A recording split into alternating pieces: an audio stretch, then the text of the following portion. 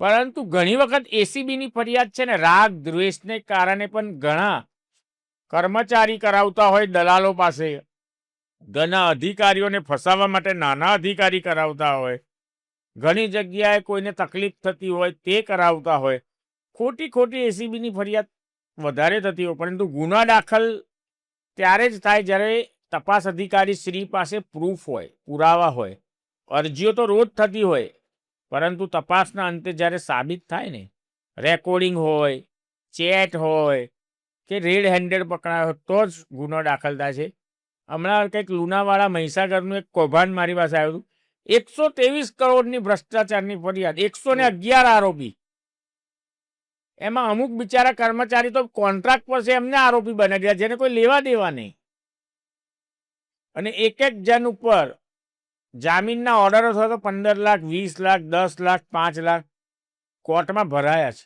કોઈએ ઘર વેચ્યું, કોઈએ દાગીના વેચ્યા, કેમ કે જેલમાંથી બહાર તો નીકળવું પડે. અને મોટા ભાગના કર્મચારીઓ નિર્દોષ છે, કારણ કે કોમ્પ્યુટર ઓપરેટર હોય, એકાઉન્ટન્ટ હોય કે કોન્ટ્રાક્ટનો કર્મચારી સુપરવાઇઝર હોય, એવા લોકોને પણ ભ્રષ્ટાચાર અધિનિયમમાં આરોપી બનાવ્યા છે અને એમની કારકિર્દી ખલાસ થઈ ગઈ છે. એટલે ઘણા કિસ્સામાં પાપડી ભેગી ઈયળ બફાઈ જાય.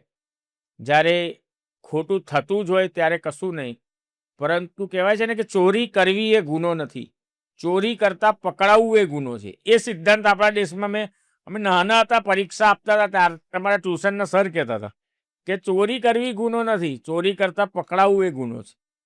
આ સિદ્ધાંત પર આ દેશ ચાલે છે, બહુ દુઃખદ છે. ખરેખર જે ચોર છે, ચોરી કરે છે, ભ્રષ્ટાચાર કરે છે, કરપ્શન કરે છે, એ મોજથી ફરે છે અને નાના માણસને સજા થાય છે.